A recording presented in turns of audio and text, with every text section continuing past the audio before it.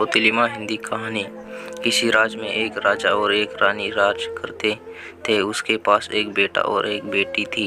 लोग प्यार से लड़के को राजकुमार और लड़की को राजकुमारी कहते थे। एक दिन अचानक किसी कारणवश रानी की मृत्यु हो गई। राज के प्रजा बहुत दुखी थे। अब राजकुमार और राजकुमारी अकेले पड़ गए। कुछ दिन बीत गए पर राजा ने दूसरी शादी करने का फैसला किया। जब दरबारियों ने राजा को दूसरी शादी करने के मना किया, परंतु राजा ने दरबार की एक न भी सुनी। अगले दिन राजा ने दूसरी शादी कर ली। दूसरी शादी करने के दिनों भाई बहन और अकेलेपन को महसूस करने लगा। राजा नई रानी की प्यार में लीन हो गई।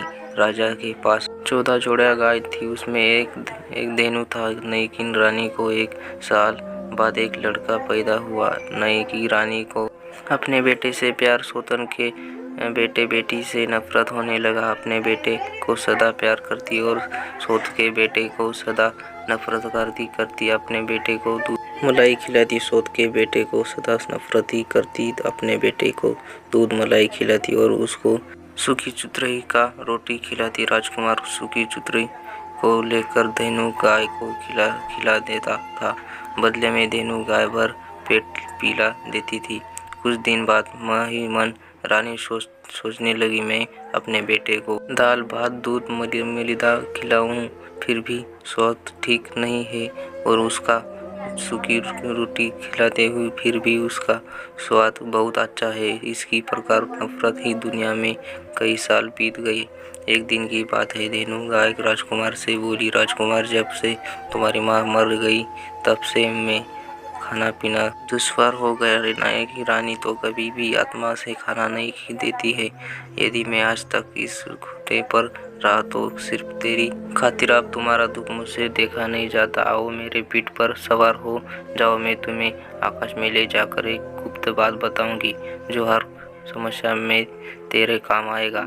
राजकुमार ने ऐसा ही किया। धेनु गाय आकाश में उड़ गई। ऊपर जाकर धेनु गाय बोली, राजकुमारी, तुम्हें जब भी किसी चीज की दिक्कत हो गया, कोई संकट आ गया, तो मेरा नाम ले लेना। मैं तुम्हारा खातिर और तेरी माँ के खातिर सदा तुम्हारे साथ रहूंगी। जब भी संकट आए याद करना लेना। जय माँ। बूढ़ी गाय, जो चाहोगी तुम्हारा काम बन जाएगा। इतना कहकर धेनु गाय स्वर्गलोक चली गई और राजकुमार पूर्ण पृथ्वी पर आग पड़ा हुआ। अब इस कहानी को थोड़ी देर के लिए यही छोड़ता हूँ। आगे की कहानी सुनिए। एक दिन राजकुमार नदी में स्नान करने गया। नदी की बीच धारा में एक बक्सा उगलाकर बह जा रहा था। राजकुमार ने उसे पकड़कर किनारे पर लाया और बक्से को खोला। बक्से को जो खोला उसमें से एक बड़ा तगड़ा राक्षस निकला और लड़ने के लिए ताल ठोकने लगा।